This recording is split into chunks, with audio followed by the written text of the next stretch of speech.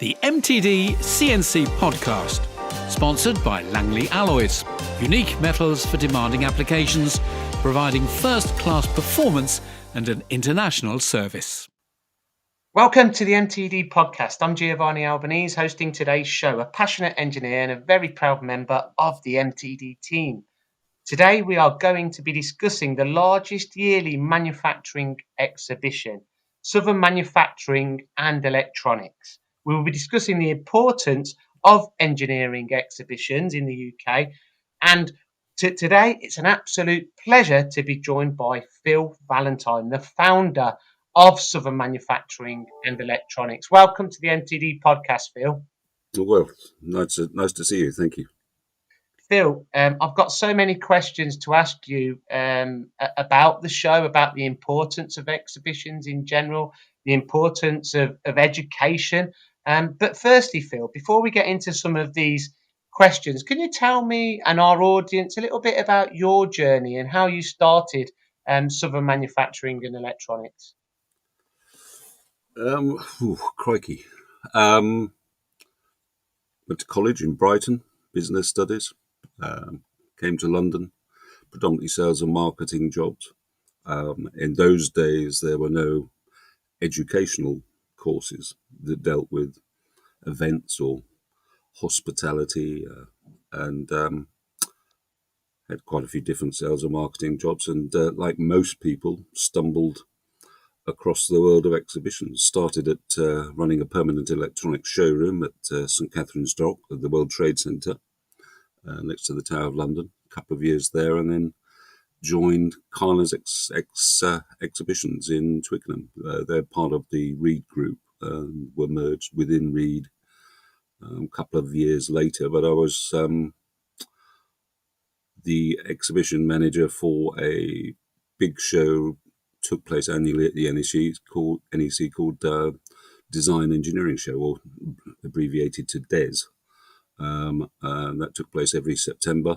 So I worked on that for 6-7 years. And at the end of it, decided I wanted to go my own way, move away from company politics, with a bit of a help and a nudge from the company as well at the same time.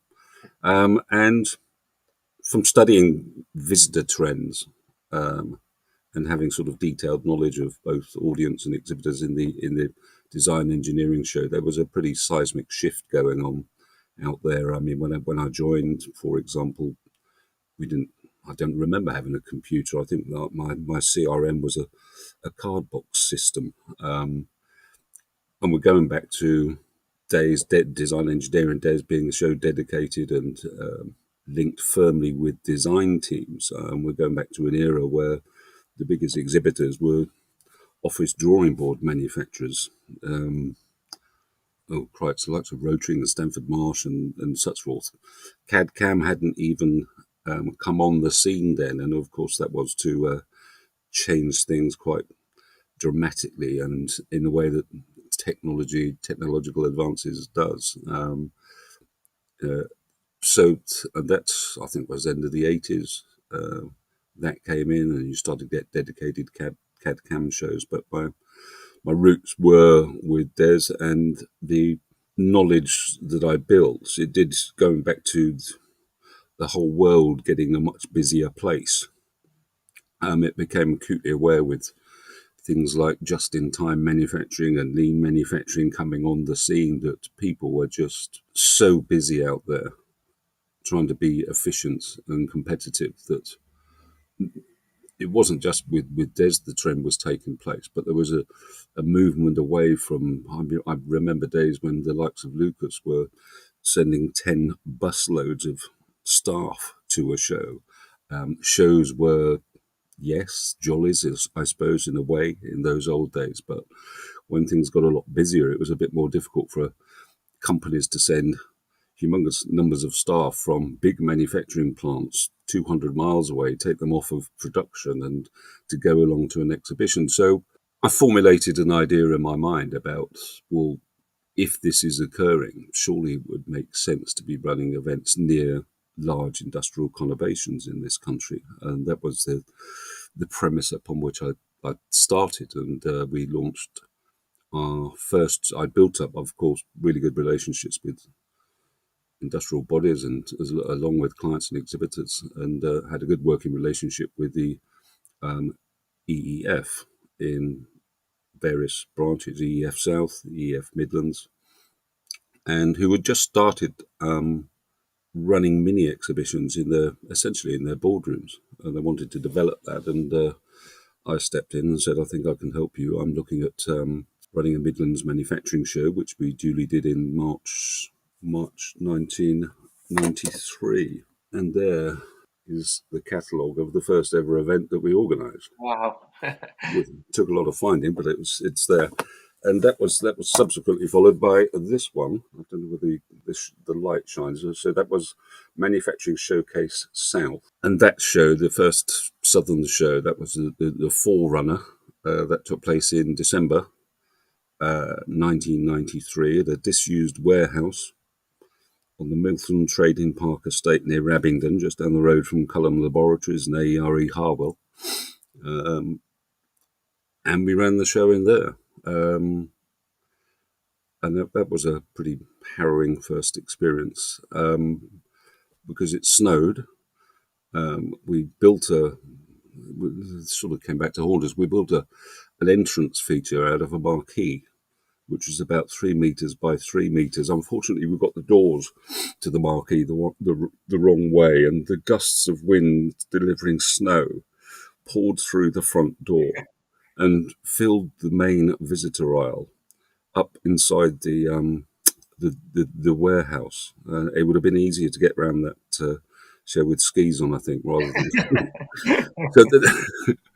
So that was So a lot of my sort of old clients from Des days came along, and very quickly after that, we were launching a Welsh manufacturing show in '95, a Northern manufacturing show in '97, a Northwest manufacturing show a couple of years later, and Scottish show, Dublin show. I don't think there's many major industrial conurbations we haven't run a show in, but now we are primarily running Southern manufacturing shows, so that's the main one that we focus on now. Not sure how we ran 6-7 events as a small team in those days. I just don't know how we did it, but we did. But we're much more grateful for being able to put all of our time and efforts into the one event, and I think the rewards are there for everyone to see in terms of the growth of that event and its appeal and its attraction and love in many cases with the market. Great story, Phil. I mean, I've got some very fond memories of Southern manufacturing and electronics myself from when I used to exhibit there with first MTA Kitagawa Europe, and great memories. Yeah. Great show, and it's just got better and better with time. What inspired you to start a manufacturing show? And did you expect Southern manufacturing and electronics to grow the way it's grown over the years, Phil? It took me by surprise. I suppose linking back to the original exhibition that I was involved on, but it's also in my family. My father ran a calibration company for about 20 years from Oxfordshire, so he was always way more of an engineer than I ever was or ever am. But so there were those links there, but there are also links through parents to running events. And as a young, they launched and ran local village fete, just as an example. And I don't know, I must have picked up on it. The excitement people have of in a small village of an event taking place once a year, and I was proud of them in them days for doing that, and the giving aspect of it, I suppose, and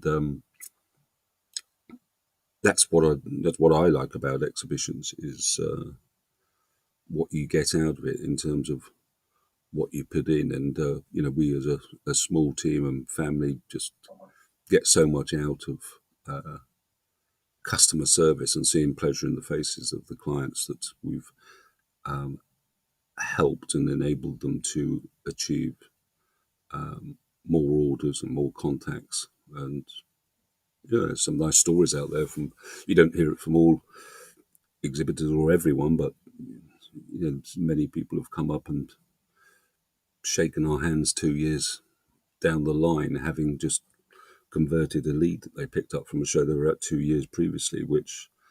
And I do remember one case, the lady was almost in tears because it meant the survival of their company. And I think it was a big order in the oil and gas sector in Europe that they picked up.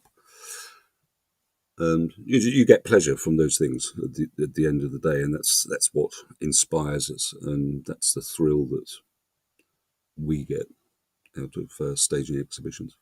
Are you surprised with the growth over the years, and how important are manufacturing exhibitions in the UK? Why are they so important?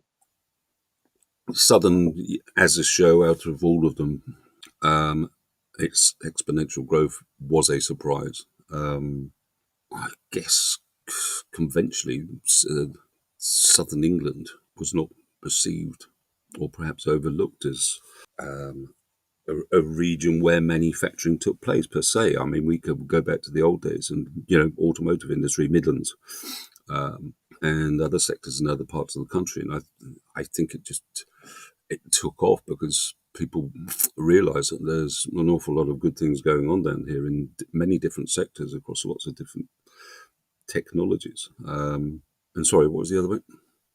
I think that you've answered that really about the exponential growth, really, Bill. I mean, it has just kind of gone from strength to strength, and I think that, in my opinion, exhibitions are just so important in regards to education and learning and meeting Oh yeah, people. for sure. Yeah. I mean, it's all of us in the event sector over the last 2 years have gone through a pretty torrid time with COVID, and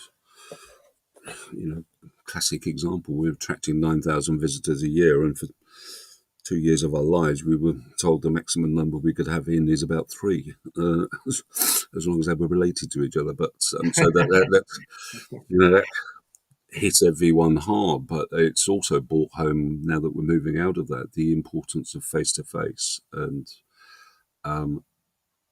the difference of putting companies in that sort of scenario where they can meet people face to face, where engineers can see, feel, touch, and get answers to technical questions there and then. These are the big selling points of exhibitions, which will never go away. I mean, the importance of having face to face with someone. You're not necessarily, you've gone to an exhibition, you found what you were looking for. You go away remembering the person that you were speaking to or the company that you saw at the show. But it also sort of brings me to one of the most important aspects of an exhibition is, in my opinion, is that sort of coincidence fact. Most people go to an exhibition with certain products in mind, certain technologies they want to learn about. We put on free seminar sessions where people can learn about new disciplines, or learn from experts who are involved in the marketplace, in supply chains, in lean thinking, in lots of different areas. And all of these are put on, and they're put on for with students in mind as well, who you can freely, we get a lot of calls from colleges, bringing coachloads of people to the show. But yeah, it's that will never go away. The importance of an event to make a unique discovery of something that you hadn't necessarily gone along to see in the first instance. I believe the term is serendipity, and that's something that I get a massive thrill out of, and that's something I think that Southern does really, really well. It's a massive show representing so many different product areas and serving so many different industries. We don't have highly defined niche product areas in the show. It's companies go within the floor plan and choose where they go to for their own reasons, and it's that, I like to think, that diversity that people can find at the show that gives it that extra appeal and I makes love it more that. interesting. I love that word, Phil. Unexpected discoveries. I absolutely love that, and I couldn't agree with you more in regards Serendipity. I can't even pronounce it, Phil, but I like what it means. Phil, I couldn't agree with you more in regards to our industry and the fact that people need to feel, touch, and see the products. Um, it's just so important. We work in a digital company, and we can promote and educate products digitally. And obviously, this is also extremely important to educate engineers around the world about what products and technologies are available. But we're still very fortunate that within our industry, people still need to meet people and talk to them about the new Yeah. technologies and innovations, and to learn about what the unique selling points are. It's still a very No, I completely agree with it. I yeah. completely agree with you, Gio. And I'm looking forward to visit the show in 2024. What are your best experiences from the show in the past? And why would you encourage more engineers to visit the show in 2024? What's changed? It's continually evolving. It's it is a representation of the directions in which we are all going. We are all busier than ever, but it's that one shot under a roof for 3 days where you get an opportunity to see this broad span of products and technologies that you can learn about, the ones that the things that are going to be influencing how we make things in the future. um, it's invaluable from that perspective of learning for anyone who walks through those doors for the first time. I think it's education, like we mentioned, Phil, is absolutely key in every area. It breaks down barriers to entry, um, and it encourages investment. It gives people confidence to invest, and I think from a networking perspective as well, it's always been a superb show. What kind of footfall are you expecting to see in 2024, Phil? With the good indicators of where you're at and what we term as pre-reg. So we've started the campaign 3-4 months ago. Pre-reg is currently, I think, 10% above what it was last year, and that's those people that have gone online, pre-registered to the event to get their QR code badge in advance. Based on those assumptions, I'll be looking at anything and would accept anything between 8,000 and 9,000 over the course of the 3 days at the event. We are factually going to be one of the biggest shows we've ever been this year, with currently in excess of 460 exhibitors. So we've increased 10% on last year's what we called net meterage of stands within the show. So again, a full program of seminar topics on site, over 2 seminar theatres. And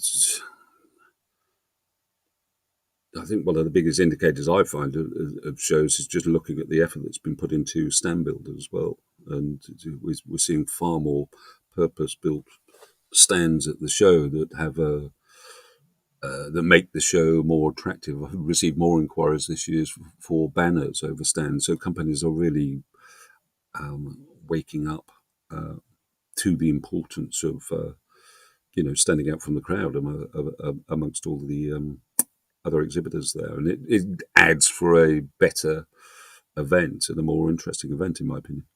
I agree. I think as well in this current climate that we're in, there has been a lot of doom and gloom on the news. It's kind of a perfect storm in regards to interest rates. So it's not money's not cheap anymore.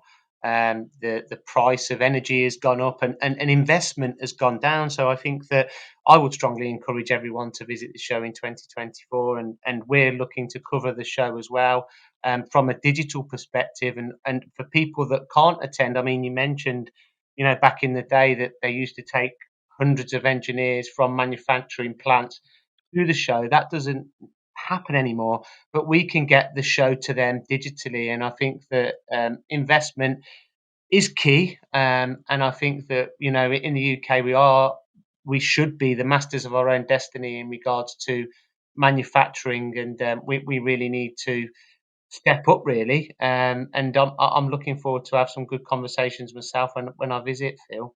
What would you say to any of our audience listening, in regards to why they should visit and why they should invest their time to visit next year? I don't think there's a better way of investing your time. Making the trip down there, and as I said before, seeing this broad spectrum of products, some which you may not even realise that could have applications within your company or plant. There's the design teams, production teams, engineers, machine toolists. There are answers to all of your needs and product sourcing requirements that your company may have now or may have in the future. Some answers and ideas to solve problems, which is a traditional area that all exhibitions fulfill. It's I was going to say it's a massive jumble sale, but it is a big event that offers so much, and to anyone looking at getting involved in manufacturing or looking at getting an awful lot of inventors these days that are looking to understand who can supply what, and whether it be electrical, mechanical, AI, or sustainability, or composites. It's all there. It's printed circuit boards, subcontracting. All of these different areas are represented by major key players, not just from this country, but also from abroad. And it gives that good insight, particularly for those that are getting into engineering for the first time, who are starting out in life on their college courses and want to learn more and perhaps see their destiny in that sector. Perhaps there are those that don't see their destiny, but certainly by coming to a show like that, they will give them a really good understanding of where potentially they can apply themselves in the future. No better place to promote UK manufacturing, in my opinion. The show is on from the 6th to the 8th of February 2024. And like Phil's just mentioned, lots of different technologies, innovations that will be exhibited. Manufacturers section, electronics section, OEMs promoting their new technology, but also end users that you can talk to and learn from. And not to forget design and manufacturing section too. Phil, it's been an absolute pleasure talking with you this morning, and to learn a little bit more about your background, your history, and about why you started in the exhibitions industry. Phil, any last words? Look forward to seeing you 6th to the 8th. There are no marquees. we are under. We were fortunate enough to be the first exhibition to enter Farnborough International Exhibition Centre's new hall, which was back in 2017, and it's a revelation not to have to look above your head, looking at the roof, and you'll know this from your own experiences and watching that wobble. And so it's a great centre, a great exhibition venue. It's a brilliant location. In terms of people, whether they're driving from London, South Coast, Midlands, or even flying into the airport, which the venue looks out over. So we look forward to seeing you all there. Phil, thank you very much for your time. Thank you. Cheers, Joe. The MTDCNC podcast, sponsored by Langley Alloys, unique metals for demanding applications, providing first-class performance and an international service.